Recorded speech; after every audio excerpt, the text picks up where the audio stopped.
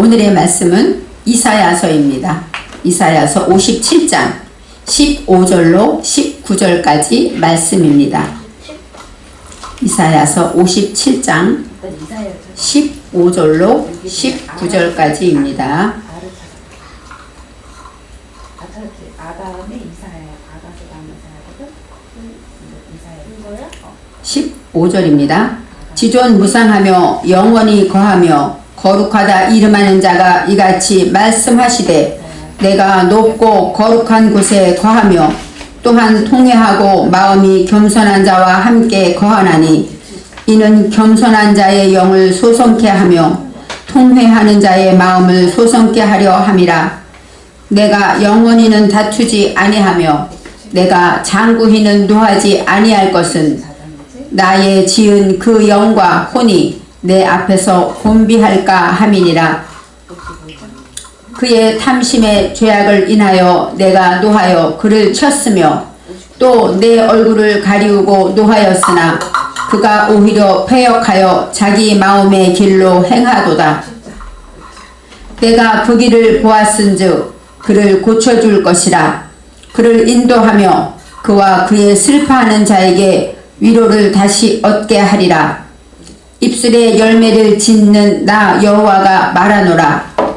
먼데 있는 자에게든지 가까운 데 있는 자에게든지 평강이 있을지어다. 평강이 있을지어다. 내가 그를 고치리라 하셨느니라. 아멘. 오늘 말씀은 내가 그를 고치리라 입니다.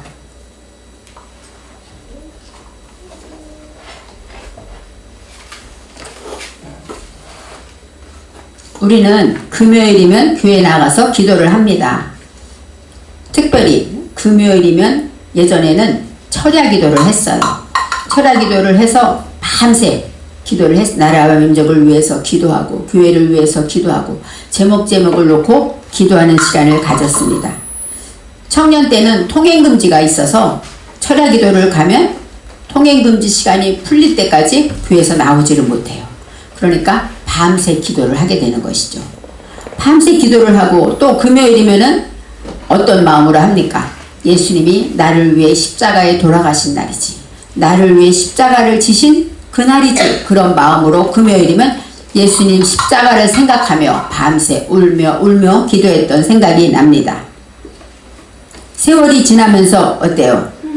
점점 성경대로 모이기를 피하게 되죠. 사람들이 점점 모이기를 줄고 또 기도하는 시간도 점점 짧아지고 줍니다. 요즘은 교회마다 저녁 시간에 모여서 기도를 하는 것으로 알고 있습니다. 예수를 많이 사랑하고 예수를 위해서 정말로 예수님 말씀대로 산다고 하는데 시간이 지나면 지날수록 우리의 사랑은 하나님을 사랑하는 마음이 더 커져야 되고 또 우리는 더 하나님 말씀대로 순종해야 되는데 돌이켜보면 한 주간의 삶을 돌이켜봐도 우리는 그렇게 달라진 것이 없는 것 같습니다. 그리고 하나님 앞에 나올 때마다 우리는 항상 부족하고 부끄럽고 또 죄송합니다.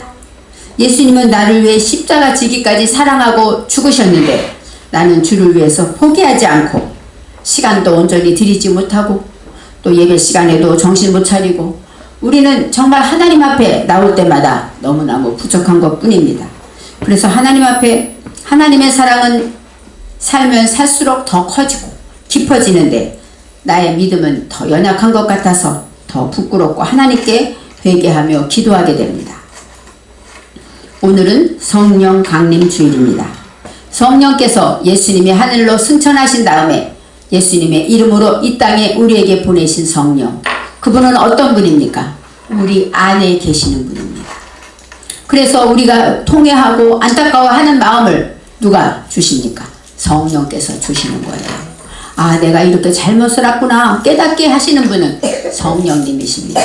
성령님이 안 계셨으면 예수님이 하늘에 올라가시면 우리는 예수님을 볼 수도 없고 정말 암담할 수밖에 없습니다.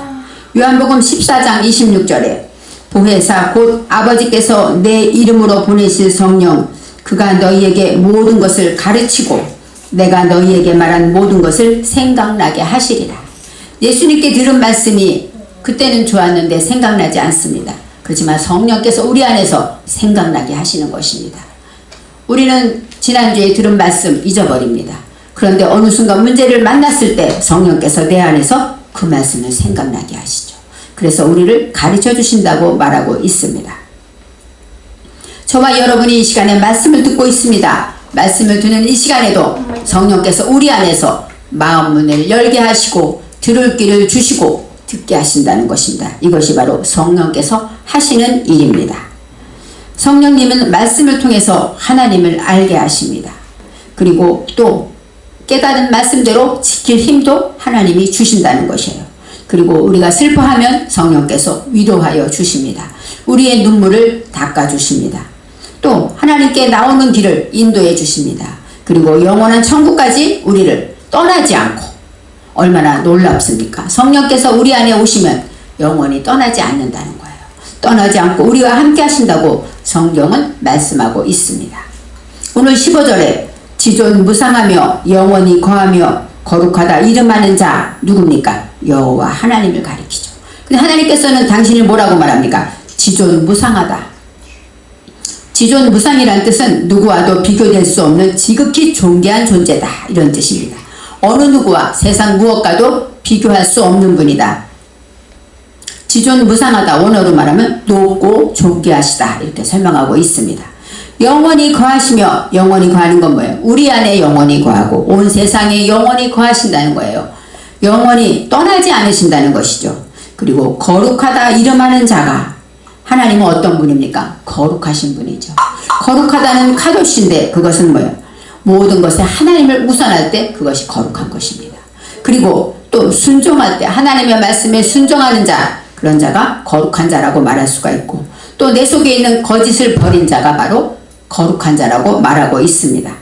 하나님의 말씀, 하나님은 어떤 분이냐면 지존무상하시고 우리 속에 영원히 거하시며 또 거룩하셔서 우리의 모든 일을 함께 하시는 그분이, 내가 높고 거룩한 곳에 거하며, 하나님이 거하는 장소는 어디예요? 높고 거룩한 곳에 거하는 것. 이 땅에 이렇게 낮은 곳에 거하실 분이 아니시라는 것이죠. 그런데 또한 통회하고 내 마음이 겸손한 자와 함께 거하나니, 높고 거룩하신 분이지만, 지존무상한 분이지만, 그 높은 곳에 거하시는 분이 지금 오셔서 어디에 거하십니까? 통회하고 마음이 겸손한 자와 함께 거하신다고 말씀하십니다. 통회하다라는 것은 낙하입니다. 낙하는 뉘우치다, 또 통회하다, 눌러 부수다, 짓밟다, 이런 뉘우치는, 내가 또 이렇게 잘못 살았군요 하고 회개하는 마음. 또 눌러 부수다, 짓밟다는 뭐예요?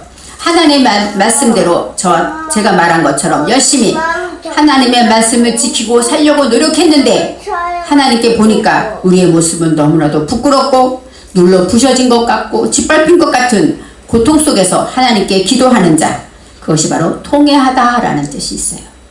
우리는 하나님께 나와서 회개할 때마다 내가 또 이런 죄를 짓고 나는 왜 이렇게 부족하죠? 나는 왜 이렇죠? 하나님 말씀대로 못 사는 모습이 너무 안타까워서 하나님께 회개하는 그 통회하는 마음이, 바로 그 마음 안에 누가 계십니까? 하나님이 계시다고 말합니다. 마음이 겸손한 자와 함께 하시나니, 겸손은 샤팔입니다. 샤팔은 낮아지고 천하게, 나를 낮추는 자, 물론 나를 낮추기도 하지만 천하게 된 자를 말해요. 천한 거는 뭐예요? 쓸모가 없는 자겠죠. 그런 자와 함께 거하신다고 합니다. 우리가 예수님의 십자가 앞에 나오면 저와 여러분은 낮아질 수밖에 없어요. 나를 위해 피 흘리시고 나를 위해 죽으신 주님 앞에 정말로 겸손하게 무릎을 꿇을 수밖에 없습니다. 바로 십자가 앞에 나와 있는 저와 여러분의 모습은 겸손한 모습이라고 할 수 있습니다. 하나님께서 이렇게 통회하고 겸손한 자와 함께 거하시는 이유가 무엇입니까? 이는 하고, 왜냐하면 하고 나옵니다. 이는 겸손한 자의 영을 소성케 하며 통회하는 자의 마음을 소성케 하려 함이라. 하나님이 높은 곳에 거하지만 통회하고 겸손한 자의 마음에 함께 거하시는 이유는 하나님이 오셔서 그 영을 소성케 살려주시겠다. 소성은 하이입니다. 하이는 소성하다, 회복되다, 살아나다, 기운 차리다, 이런 뜻이 있어요. 겸손해서 기운도 빠지고 난 아무것도 못해, 아무것도 할 수 없어 하고 주눅 들어있는 그 마음을 하나님이 오셔서 살려주신다는 거예요. 회복시켜주시고 소망을 주시고 살아나게 하시겠다고 합니다. 통회하는 자의 마음을 소성케 하나님 나는 죄인입니다. 나는 죽을 수밖에 없습니다. 할 때 주님이 찾아오셔서 너는 내가 너와 함께한다. 용기를 가져라. 내가 너를 지켜준다. 나와 함께하자. 내가 너에게 할 일이 있다. 하고 소망을 주신다는 것입니다. 우리는 하나님께 늘 기도하지만 갑자기 큰 문제가 닥치면 어떻습니까? 감기가 걸려서 기도하는 것과 암이 걸려서 기도하는 건 왜 다를까요? 하나님 보시기엔 똑같은 건데 우리 인간의 생각은 암은 특별히 기도해야 되는 것 같죠. 바로 저도 가정에 문제가 있어서 자녀에 문제가 있어서 하나님께 기도할 때 어때요? 그냥 간단한 문제 같으면 하나님 믿습니다 하다가 큰 문제가 있다는 소리를 듣게 되면 하나님께 나오게 되죠. 하나님 이건 우리가 할 수 없습니다. 하나님 도와주세요. 하나님 없이는 안 됩니다. 하나님 불쌍히 여겨주세요 하고 우리 마음을 낮추게 되고 겸손하게 되는 것입니다. 그래서 하나님은 우리에게 문제를 주셔요. 제가 문제가 있을 때 하나님께 나와서 기도할 때 예전의 기도와 다르죠. 예전엔 하나님 감사합니다 하고 막 기쁨으로 주님을 찬양하고 기도하던 기도가 문제가 생기고 하나님이 도와줘야 될 일이 생기면 어때요? 하나님 도와주세요. 하나님 도와주세요. 하나님께 눈물 흘리게 되지 않습니까? 그 마음이 하나님이 기뻐하는 통회하고 겸손한 마음이라는 것입니다. 날마다 그럴 수는 없지만 그렇기 때문에 하나님은 우리에게 문제를 주시고 문제를 통해서 하나님의 응답을 듣고 우리가 영원히 소생하게 하신다고 말씀하고 있습니다. 16절에 내가 영원히는 다투지 아니하며 내가 장구히는 노하지 아니할 것은 하나님이 다투시다. 다투다는 따브입니다. 따브는 어떤 뜻이냐? 경쟁하다, 논쟁하다, 싸우다. 하나님과 싸우는 거예요. 우리 인간은 싸울 수가 어디 있겠습니까? 그렇지만 우리가 죄를 짓고 하게 되면 하나님은 계속 돌아오라 하는데 안 듣죠. 그러다 보면 하나님과 다투는 거예요. 하나님 부모님에게 부모님 엄마 아빠가 내게 해준 게 뭐 있어? 이렇게 다투는 것과 똑같죠. 우리는 많이 하나님을 배역하고 다투게 됩니다. 그런데 하나님은 그것을 어때? 영원히는 하지 않겠다는 거예요. 끝까지 너를 싸우고 그런 그 자리에 놓지 않겠다고 말합니다. 장구히는 노하지 아니할 거는 노하다는 카차프입니다. 카차프는 화내다, 경노하다, 화를 내요. 화를 내면 어때요? 무섭죠. 누군가 화를 내면 우리는 주눅 들고 무서워요. 그래서 아이고 하나님 하고 찾게 되죠. 다투고 노하는 분은 누굽니까? 우리 사람이지만 하나님께서 그렇게 하시지 않겠다. 장구히라는 것은 나차후입니다. 나차후는 진실하다, 영원하다. 진실로 화내지 않는 화를 내긴 내는데 가짜로 낸다는 것이죠. 계속 화내지 않겠다 이런 뜻도 있지만 우리가 어때요? 애들이 말을 안 들을 때 화를 내죠. 그러면 애들이 그 순간 엄마 말을 듣잖아요. 그게 진짜 화난 거 아니죠. 화를 내면 그 표정만 보고도 자식들이 엄마 화났구나 하고 돌이키잖아요. 바로 진실로 화내지 않는 것은 왜 그러시는가? 나의 지은 그 영과 혼이 내 앞에서 곤비할까 함이라. 나의 지었다 내가 만든 하나님은 우리의 영과 혼을 만드셨어요. 제가 우리 손녀딸에게 하나님이 민서를 만드셨어 그랬더니 뭐라는 줄 알아? 아닌데 그래요. 아니야 하나님이 너를 만드셨어. 우리 엄마 아빠가 만들었는데 그 얘기 듣고 제가 깜짝 놀랐죠. 아 아이들은 그렇게 생각하는 게 있구나. 그렇습니다. 바로 우리를 지으신 분, 내 영과 혼을 누가 지었습니까? 하나님이 지으셨어요. 그래서 이 혼은 나샴입니다. 나샴은 목숨, 생명. 우리의 몸, 우리의 생명은 누가 주셨습니까? 하나님이 주셨죠. 그래서 내 영과 내 몸을 어때? 누가 지었냐? 하나님이 만드셨는데 그가 내 앞에서 곤비할까 함이라. 다투고 노하고 하나님이 화내면 어때요? 자녀들도 내가 화내면 무서워하잖아요. 그러면 그 마음이 아파요. 그렇기 때문에 부모 마음은 더 아프죠. 내가 지은 그 영과 혼이 내 앞에서 곤비할까 합니다. 그래서 영원히 다투지 않고 진짜로 화내지 않는다는 것은 바로 그 영과 혼을 사랑하기 때문이라는 것이죠. 곤비하다가 아타프입니다. 아타프는 힘이 없고 연약했다는 거예요.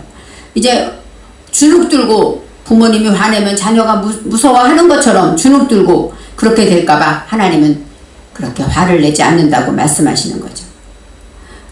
아까 말씀하신 것처럼 하나님은 우리를 어떻게 해요? 항상 소승시켜주고 살려주기를 원하시기 때문에 우리가 살려주려면 통회하고 겸손해지려면 어때야 돼요? 문제가 있는 거예요. 그래서 우리가 하나님과 다투고 또 하나님이 화를 내니까 무서워서 주눅 들어서 하나님이 나를 버렸나? 하나님이 나를 미워하시나? 이렇게 생각할까봐, 주눅들어서 곤비할까봐 하나님은 영원히 다투지 않고 노하지 아니하신다고 말씀하고 있습니다. 그의 영과 혼이 내 앞에서라고 해요. 내 앞에는 페네이, 하나님 얼굴 앞에서, 하나님 정면으로. 저와 여러분은 각자가 혼자 살고 있고 어디 아무도 없는 것 같지만 그 자리 앞에 누가 있습니까? 하나님이 계신 거예요. 내 영혼이 곤비하고 지쳐있을 때도 우리는 나 혼자 있는 것, 골방에 있는 것 같지만 그 앞에서 하나님이 보고 계시고, 내 목숨이 지치고 힘들어서, 내 몸이 아파서 너무너무 힘들어서 쓰러져 있을 때에도 그때 누구 앞입니까? 하나님 앞이라는 것을 생각해야 합니다. 내 앞에서 곤비할까봐 하나님은 우리를 살려주시고 소생시켜 주신다고 말씀합니다. 17절에 그의 탐심의 죄악으로 말미암아 내가 노하여 그를 쳤으며 또 내 얼굴을 가리고 노하였으나, 무엇 때문에 노한 이유가 무엇입니까? 그의 탐심의 죄악이라는 거예요. 이 탐심이라는 것은 빠차인데, 빠차는 탐심, 빼앗다, 약탈하다. 그리고 부당한 이득을 남에게 거두는 것, 탈취하는 것입니다. 내가 욕심을 부리고 내가 열심히 일을 해서 돈을 벌어야지, 그런 탐심이 아니라 이 탐심은 남의 것을 빼앗고 또 탈취하고 또 부당한 이득을 취하려고 하는 그 욕심, 그 탐심 때문에 그것이 바로 죄악이라고 말합니다. 이 탐심이라는 것은 어떤 것입니까? 마음에 하나님 두기를 싫어하는 것이 바로 탐심이에요. 에베소서 5장 5절에는 이 탐심은 우상 숭배 때문이다 그랬어요. 우상 숭배하는 자들은 어때요? 하나님보다 더 우상을 앞에 두죠. 내 물질이 우상이고 내 자녀가 우상이고 내가 하고 싶은 일이 우상이고 내가 갖고 싶은 것이 우상이면 그것은 탐심이에요. 그래서 나는 하나님을 믿는데, 하지만 그때마다 하나님은 다투지 아니하고 노하지 아니한다고 하시지만 내 탐심 때문에 하나님은 어때요? 나를 노하셨다, 내게 노하였다 하십니다. 문제가 찾아옵니까? 어려움이 닥칩니까? 내 안에 어떤 우상이 있었나 돌이켜보라는 것이죠. 하나님은 잘하고 있는데 때리시고 야단치는 분이 아니라는 거예요. 그리고 내 얼굴을 가리고 노하였으나, 얼굴을 가리다라는 것은 사타르인데 숨기다, 덮다. 하나님이 직접 얼굴을 보이고 화를 내면 어때요? 금방 깨닫고 아이고 잘못했습니다 할 거예요. 근데 얼굴을 가렸기 때문에 이게 누구 때문인지 몰라요. 보이지 않는 하나님이 우리에게 화를 내고 있는 것인데 주제는 내 자녀가 나를 화내게 해요. 내 남편이 나를 슬프게 해요. 우리 부모님 때문에 내가 속상합니다. 직장 상사가 나를 괴롭게 합니다. 이것은 뭐예요? 하나님이 얼굴을 가린 거예요. 나를 나에게 화내게 하고 노하게 하시는 분은 하나님인데 가려졌기 때문에 우리는 그것을 깨닫지 못해서 상사를 원망하고 남편을 부부싸움을 하고 화를 내고, 또 아니면 내가 혼자 속상해서 울고 한다는 것은 뭐예요? 얼굴을 가린 하나님 때문이에요. 그럴 때 우리는 하나님의 보이지 않는 하나님을 발견하고 하나님께 나와서 하나님께 겸손과 통회하는 마음으로 나오면 하나님이 살려주겠다는 것이죠. 근데 우리는 눈이 가려서 말씀을 읽지 않으면 몰라요. 문제가 찾아왔을 때 이 문제가 왜 내게 왔을까 알지 못합니다. 그래서 하나님 앞에 정말로 하나님이 노하신다는 거, 얼굴을 가리고 노하셨음을 깨달아 알 때 우리는 그 하나님 말씀대로 회복되는 역사가 있죠.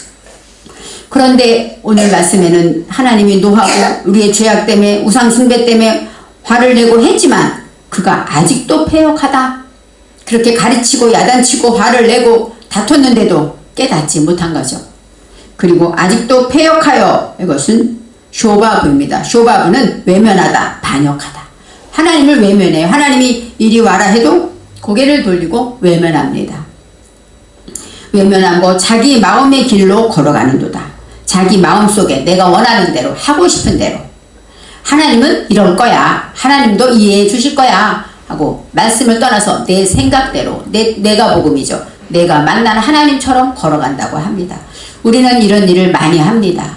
아, 주일이니까 뭐 무슨 일이 아프니까 교회 안 가도 되겠지, 하나님도 아시겠지. 내가 말씀에 비치지 않고 내 생각대로 하나님의 길을 걸어간다고 성경은 말합니다. 바로 이것이 우리의 모습입니다. 오랫동안 하나님을 믿으면 믿을수록 알면 아는 것처럼 하나님을 많이 안다는 핑계로 더 나약해지고 이기적이 되는 우리의 모습을 발견합니다.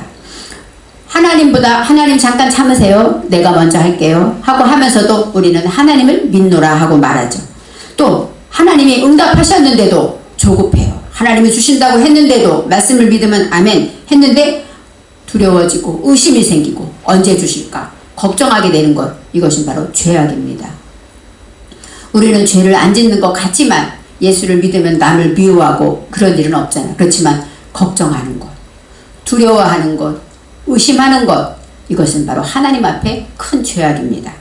그래서 그것이 바로 뭔가 내 마음의 길로 가는 거예요. 하나님의 길은 평강의 길인데 저와 여러분은 그 문제를 만나면 평강의 길을 찾지 못하고 내 마음으로 굴을 파고 염려하고 근심하고 원망하고 탓하면서 잠이 안 오고 이런 모든 길은 내 마음의 길로 가고 있다고 말합니다. 하나님의 뜻을 우리는 그러죠. 내 마음은 원이로되 육신이 약하도다. 예수님이 말씀하셨죠. 우리 마음은 하나님 뜻대로 살려고 해요. 근데 내가 가는 길은 뭐예요? 내 마음의 길로, 내 뜻대로 가고 있다고 성경은 말합니다. 생각해 보세요. 하나님이 이렇게 노하고 야단치고 다투면서 이렇게 우리에게 바른 길로 가라고 하는데 우리는 왜 점점 더 다른 길로 가고 폐역한 길로 가고 있습니까? 얼마나 절망입니까? 이렇게 된다고 하면 우리는 절망일 수밖에 없어요. 우리는 살아날 수가 없는 것입니다. 애쓰고 애써서 더 하나님 말씀대로 살려고 믿음을 지키고 사는 것 싶은데 오늘도 죄를 짓고 오늘도 믿음을 떠나 있는 우리의 모습을 발견하지 않습니까? 18절에 그런데 하나님은 뭐라고 하십니까? 그런 우리를 혼자 두지 않겠다는 거예요. 그런 우리 때문에 우리가 이렇게 괴로워하고 잘 살려고 하는데도 믿음대로 살려고 하는데도 하나님 앞에 부끄러운 우리를 그냥 두지 않는다고 말합니다. 18절에 내가 그의 길을 보았은즉 그를 고쳐줄 것이라. 그래서 내가 그의 길, 그가 매를 맞고 속상하고 문제가 와서 울고불고 통회를 해도 문제가 왔는데도 다시 자기 길로 돌아가는 그 길을 누가 보고 있습니까? 하나님께서 보고 계신 거예요. 이 라라는 것, 이 라는 감찰하다. 어디로 가는지, 무엇이 우상인지, 무엇 때문에 얘가 이렇게 힘들어하는지를 감찰하고 계시다는 거예요. 우리의 일생을 하나님은 저와 여러분을 지켜주시고 감찰하셨습니다.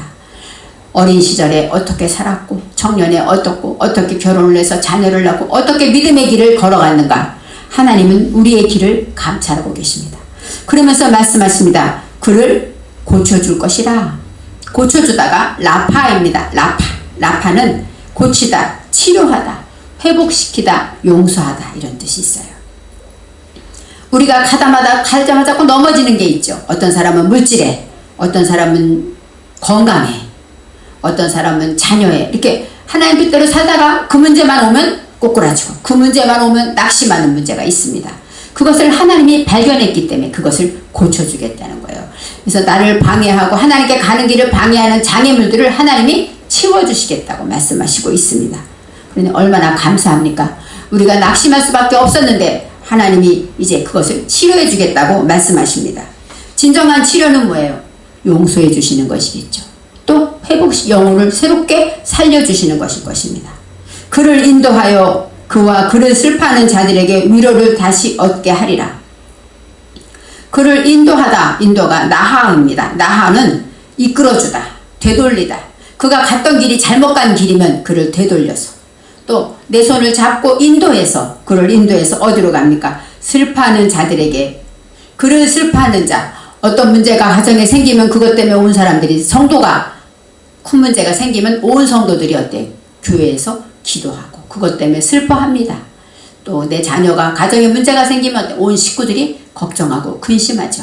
그것처럼 그것 때문에 기도하고 슬퍼하는 사람들을 하나님이 위로해 주시겠다고 말씀하십니다.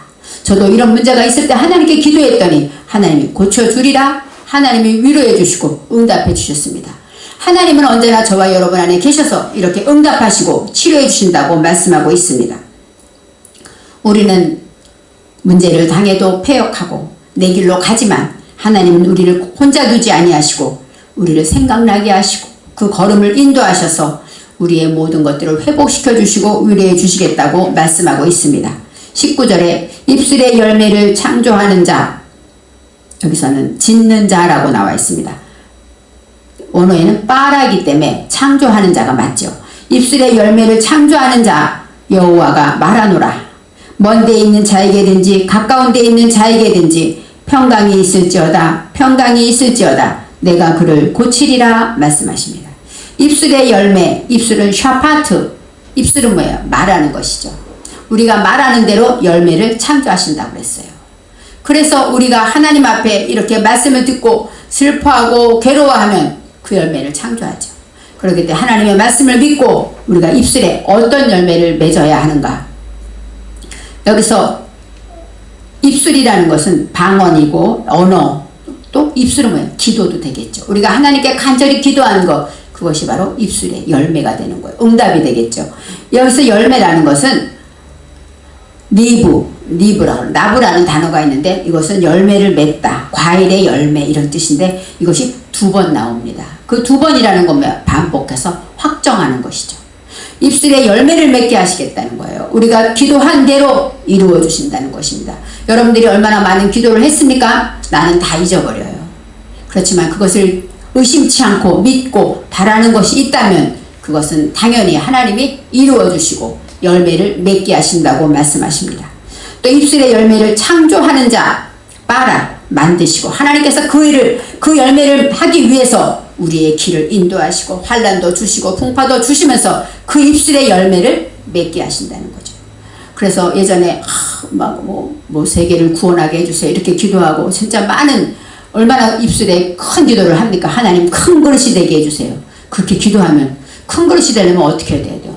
그 많은 사람을 담아야 됩니다. 그러려니까 이 사람한테도 치이고 이 사람한테도 치이고 또 남편이 핍박하고 그러는 사람들을 보면서 저렇게 열심히 예수를 잘 믿는데 왜 저렇게 어려울까 생각했는데 이제 생각해 보니까 하나님께서 그를 큰 그릇을 만들려고 이렇게 어려움을 주었는데 우리는 눈으로 보이는 것만 보고 예수를 잘 믿는데 왜 저 권사님은 저럴까? 남편은 왜 예수를 아직 안 믿을까? 판단했던 것을 회개합니다. 왜요? 그가 입술의 열매를 그렇게 큰 그릇으로 하나님 앞에 2손 들고 헌신하며 기도했기 때문에 그 열매를 위해서 그의 길에 고난의 길이 있었던 것이죠. 결국은 하나님은 아마 지금은 제가 그분이 천국 가셨는지 모르지만 그분은 바로 하나님 안에서 평강으로 하나님이 천국으로 인도하실 것입니다. 이처럼 입술의 열매를 하나님은 창조하시는 분이에요. 만드시고 지으시는 분이라고 말씀하고 있습니다.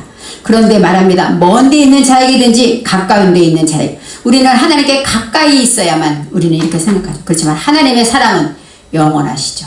끝까지 사랑하시는 하나님은 우리가 하나님을 멀리 배역하고 떠나 있을지라도 하나님은 그들의 입술에 열매를 맺으시고 그 다음에 평강이 있을지어다 하고 축복하신다는 거예요.